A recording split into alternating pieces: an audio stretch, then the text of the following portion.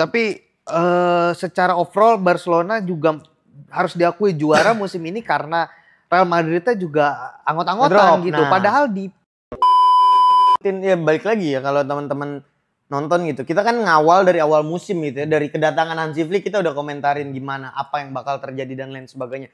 Dan di sepanjang musim juga kita ngikutin bahwa cerita Hansi Flick ini dia dulu itu kan kritik dari setidaknya gua yang melihat ketika ngelawan tim lemah, justru dia banyak merotasi juga tuh pemainnya gitu. Cenderung cuek rotasi pemain ekstrim. Ketika ganti siapa hampir setengah diganti, hampir full diganti. Nah, menurut gue ya secara permainan Barcelona memang layak juara. Tapi gak bisa dipungkiri faktor Real Madrid kehilangan 17 poin dalam waktu 3 bulan terlalu mempermulus langkah Barcelona. Iya, terlalu parah gitu dengan kehilangan poin konyol. Pemain-pemain yang juga bahkan dikritik fansnya sendiri ya.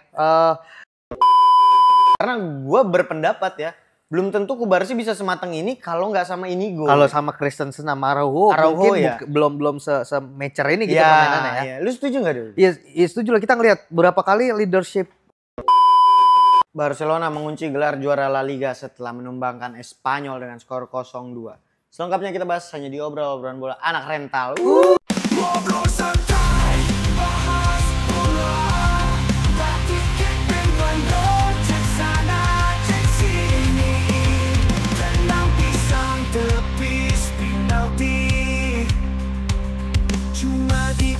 Semua happy, ada Kiki Sawi Macan dan Dorati, ngobrol sampai pagi, juga jadi gak perlu emosi, yang penting hahaha. Harus tetap semangat walaupun Madrid gagal. Ntar kita bahas kali ya faktor kegagalan Madrid ya. Boleh. Oke, iklan dulu guys. Tapi sebelum kita nanti bahas soal rival, kita bahas Barcelona dulu secara keseluruhan. Karena gue bisa katakan ini musim yang cukup oke buat Barcelona sebagai tim yang ya bisa kita bilang baru comeback lagi setelah era kegelapan bersama Mr. Xavi Hernandez. Tapi ternyata bersama Hansi Flick dia bisa menunjukkan bahwa Barcelona ini benar-benar sebuah tim yang nggak perlu banyak turbulensi ketika didatangi oleh sosok yang tepat gitu, dan terbukti part per part di bagian tim ini itu udah tumbuh sebagai suatu kesatuan. Bisa kita lihat di lini belakang commanding Inigo Martinez bersama Kubarsi ya, itu luar biasa walaupun ada Gerard Martin yang cukup tinggi secara postur dan cukup kurang cocok ya kayaknya. Kurang cocok itu. Ya, terus di lini tengah kita ada nama-nama kayak Gavi kembali perform lagi, Pedri, bahkan Frenkie de Jong juga cukup oke di musim ini dan gitu ya. Casado cedera. Dan itu yang bikin Frenkie de Jong mulai dapat kesempatan. Kemudian dibilang step up karena dia pernah ada di level lebih dari itu. Enggak, gitu tapi ya. maksudnya step up. Oh iyalah. Dari kehancurannya dia. Prime-nya dia mah mungkin one of the best ya. Tapi setelah dia udah terpuruk cedera, akhirnya bisa cukup perform satu musim, ya oke lah. Oke, buat mudah-mudahan ini jadi pondasi yang kokoh. Karena gue mengharapkan seorang Frenkie de Jong tuh bisa kembali lagi ke peak performance-nya. Entah nanti dia pindah atau stay gitu ya. Iya. Karena one of kind lah. Maksud gue talent yang luar biasa lah menurut gue Frenkie de Jong. Tahu dia di Ajax gitu ya. Iya, betul. Dan dia salah satu pemain favorit gue, mungkin karena gue ngelihat pemain-pemain yang stylish tuh cukup langka gitu, kayak Toni Kroos, terus ada Frenkie de Jong, itu mereka itu kan pemain-pemain favorit gue gitu. Tapi ketika dia pindah ke Barca, gue ngerasa terlalu terburu-buru mungkin, atau ekspektasinya terlalu tinggi, jadi nggak kuat nahan itu, akhirnya cederaan dan ya ekspektasi bahkan bukan gue, penonton dan fans Barcelona runtuh sama Frenkie de Jong. Karena sekarang omongannya juga belakangan ini ya, sebelum dia tampil bagus kan dikasih emot ular, ibaratnya lu duri nih di dalam tim kan. Gaji dia terlalu paling tinggi ya? Paling tinggi 600, luar biasa. Messi gitu, dengan performa dia yang anggot-anggotan dan nggak mau dijual kan cukup menyebalkan. Tapi akhirnya dia cukup perform musim ini ya cukup oke lah. Cukup oke ya buat pijakan dia lah. Dan kalau bicara lini depan kita udah nggak usah ngomongin lagi lah. Orang meragukan Lamine Yamal bocah baru muncul di Euro, orang meragukan Lewandowski di usia yang udah terbilang senja, orang meragukan Rapinya karena dinilai Xavi nggak bisa melihat pemain yang memang ketika sama Xavi kurang kelihatan, tapi ternyata dua nama antara Yamal dan juga Rapinya itu gua rasa salah satu kandidat kuat buat masuk Dua-duanya 5 besar Ballon d'Or ya. Dua-duanya masuk kandidat Ballon d'Or. Iya, dan sangat layak kalau ngelihat. Karena gue bukan cuman berpatok sama performa langkah mereka di Liga Champions ya, cuman lebih dari itu konsistensi satu musim ya. Betul. Tapi secara overall Barcelona juga harus diakui juara musim ini karena Real Madridnya juga anggot-anggotan gitu. Nah. Padahal di tengah musim Real Madrid sempat unggul 10 poin. Memimpin. 10 atau 9 poin gitu kan. Tapi dalam 3 bulan jadi selisih 7 poin. Menurut gua putaran kedua ini Real Madrid terlalu drop gitu. Bener-bener habis bensin. Bener-bener habis bensin dan kehilangan terlalu banyak poin di putaran kedua ini. Dan ya dihukum sama Barcelona yang memang layak. Bahkan musim ini untuk kalaupun dia treble, menurut gue layak-layak aja sih. Barcelona. Iya, walaupun akhirnya ditumbangin sama Inter ya. Iya. Karena kan kita ngikutin, ya balik lagi ya kalau teman-teman nonton gitu. Kita kan ngawal dari awal musim gitu ya. Dari kedatangan Hansi Flick kita udah komentarin gimana, apa yang bakal terjadi dan lain sebagainya.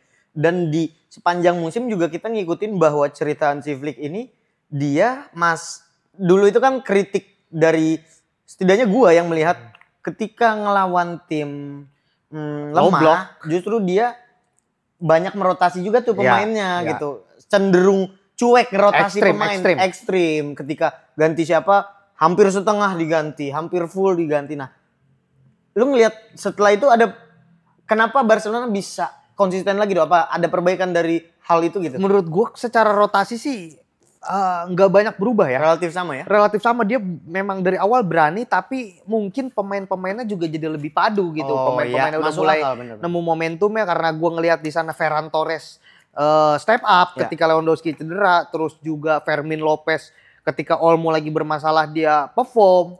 Gavi juga off the bench selalu oke. Bahkan Eric Garcia berapa kali jadi clutch player Barcelona ketika Konde diterpa cedera ya. Jadi buat gua beruntung Araujo juga balik gitu ya. Jadi beruntung Barcelona punya pemain-pemain yang memang bisa mengerti dan paham taktik Hansi Flick dengan cepat gitu. Walaupun akan banyak penyesuaian lagi menurut gua di musim selanjutnya dengan beberapa kiper baru mungkin lini belakang, penyerang Lewandowski yang udah menurun performanya juga udah rentan cedera karena usia nggak bohong udah terlalu. Mungkin salah satu pemain terlama yang aktif sekarang yang ada di level tertinggi ya mungkin Lewandowski gitu. Dari era 2010, 2009 siapa lagi? Ngalamin semua ya. Iya, sisanya mungkin udah mulai hilang-hilangan tapi Lewandowski masih bisa step up. Ya menurut gue penurunan hal yang sangat wajar. Jadi Barcelona mungkin akan beli backup tapi overall sih ya memang layak untuk juara musim ini Barcelona dengan sentuhan Hansi Flick cukup ajaib buat gue. Lu ngerasa ketika Barcelona udah resmi menjadi seorang juara nih, tim yang jadi juara. Kan banyak juga ya terlepas selalu ada sisi lain orang berpendapat bahwa bukan Barcelonanya yang untouchable. Terbukti di UCL dia kalah dari Inter gitu. Tapi dia bisa juara karena Real Madrid yang sangat hilang dari peta persaingan gitu. Lu ngelihatnya lebih cenderung kemana dong? Menurut gue ya secara permainan Barcelona memang layak juara. Tapi gak bisa dipungkiri faktor Real Madrid kehilangan 17 poin dalam waktu 3 bulan terlalu mempermulus langkah Barcelona. Iya terlalu parah gitu dengan kehilangan poin konyol. Pemain-pemain yang juga bahkan dikritik fansnya sendiri ya. Vini ayolah lari, Bellingham kerja keras dikit, Vasquez waktunya pergi gitu. Itu tuh banyak faktor, tapi buat gue ya Barcelona juara bukan karena Madrid jelek, dia juara karena memang dia layak juara aja sih. Secara overall, secara permainan, secara bangkitnya pemain-pemain yang udah redup kayak Frenkie de Jong, Rafinha itu juga ngedongkrak. Jadi musim ini overall so far so good lah buat Barcelona.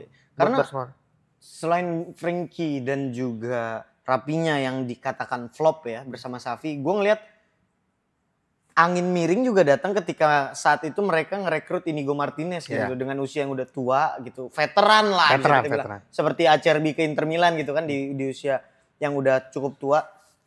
Tapi somehow ternyata si Inigo ini bisa jadi mentor yang luar biasa buat Kubarsi gitu. Karena gue berpendapat ya, belum tentu Kubarsi bisa sematang ini kalau nggak sama Inigo. Kalau sama Christensen sama Araujo mungkin ya. belum se-mature ini gitu permainannya ya. Iya. Lu setuju nggak dulu? Iya, setuju lah. Kita ngelihat beberapa kali leadership Inigo sangat berdampak gitu, mulai dari dia kontrol offside trap, dia taunting lawan, dia provokasi lawan. Memang gaya veterannya tuh cukup melekat gitu dengan pemain-pemain back bengis veteran tuh memang diperlukan. Perawakannya gitu. juga Perawakannya juga songong-songongnya. Dan ya balik lagi itu yang dibutuhkan. Lu nggak bisa 11-11 itu pemain stylish, harus ada fighter di lapangan. Dan Inigo akhirnya ambil peran itu anti-hero itu kan. Dan terbukti berhasil. Dan jangan lupa Szczęsny yang walaupun memang nggak perform, tapi ketika Barcelona krisis dia muncul di saat yang tepat gitu.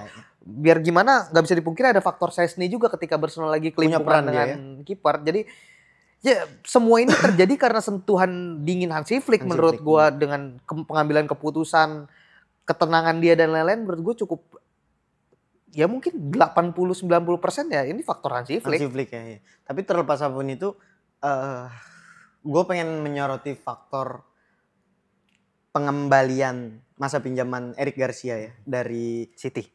Girona kan, Girona. City, Girona. Iya. City dibeli Barca dipinjemin ke Girona. Girona balik lagi ke Barca. Iya, dia tuh kayak semacam apa ya?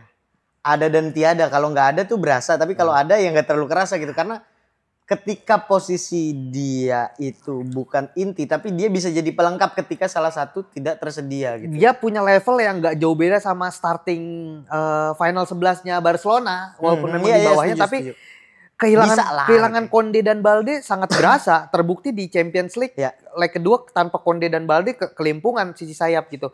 Tapi ya Eric Garcia cukup oke juga, maksudnya nggak sebagus Konde memang, tapi ya untuk menutup kekosongan itu cukup terobati lah. Rasa aman ada lah ya. Gitu. Yang paling penting kan untuk seorang bek bisa memberikan rasa aman gitu. Tapi ya gua rasa memang banyak keputusan yang tepat mungkin yang diambil Hansi Flick. Salah satunya dengan ya lu manggil Szczęsny dari masa pensiunnya itu kan sedikit banyak menurut kontroversial gua. Tapi akhirnya berdampak gitu. Karena mungkin ya bisa jadi ketika lu cuma mengandalkan Iñaki Pena gitu, belum tentu Barcelona bisa melangkah ke semifinal. Benar, setuju gua. Berapa kali Szczęsny perform juga soalnya kan? Iya, dan menunjukkan bahwa dia seorang kiper yang berkelas gitu, walaupun usia, ya udah usia dan secara build up memang kurang bagus. Betul. Tapi balik lagi fungsi kiper sebagai gerbong terakhir, sebagai tembok terakhir cukup diperankan oleh Szczęsny. Dan lihat lini depan juga nggak bisa dipungkiri Ferran Torres akhirnya cukup perform ya karena ditopang Rapinya dan Lamin yang memang luar biasa musim ini ya. Jadi overall sih Barcelona aman lah, tapi ya memang harus ada kurang sedikit banyak ya. Ada sedikit penambahan di beberapa sektor lah untuk musim depan kalau mau tetap bersaing di Champions League. Iya, karena gue sedikit merekap setelah berhasil menghidupkan kembali Rapinya yang dikatakan flop, berhasil menghidupkan kembali Ferran Torres yang dikatakan flop di era Xavi, Frenkie de Jong juga beberapa pemain lainnya gitu. Hasilnya dia Barcelona berhasil menjadi juara, kawin gelar dan ini musim perdananya Hansi Flick. Singkat aja dulu, kasih rating berapa nih pelatih di musim perdananya? Menurut gue untuk musim pertama mungkin dari seluruh Eropa dia yang tertinggi ya. Dia yang tertinggi? Dengan musim pertama ya, dengan Arne Slot mungkin lebih unggul 9 lah buat Hansi Flick. Hansi Flick 9? Iya, dengan kawin gelar, semifinal Champions League, memperbaiki ekonomi klub juga ya, luar biasa. Dan jangan lupa mengorbitkan para pemain muda. Pemain muda banyak banget di era dia ini muncul pemain yang antah berantah, perform. Iya. Oke lah pemirsa, luar biasa Barcelona selamatlah menjuarai Liga Spanyol, BBVA ya. BBVA masih sih, BBVA masih ya? Enggak ya kayaknya. Udah enggak. La Liga. BBVA aja. Barclays. Iya, Barclays. Oke, kalau gitu selamat untuk Barcelona, selamat untuk Hansi Flick, dan selamat untuk para fans Cules ya. Iya. Cules, Dede Cules. Selamat telah menjuarai Liga. Ini adalah musim yang spesial untuk kalian semua. Selamat merayakan. Sampai bertemu lagi di obrolan episode selanjutnya. Obrolan bola anak rental.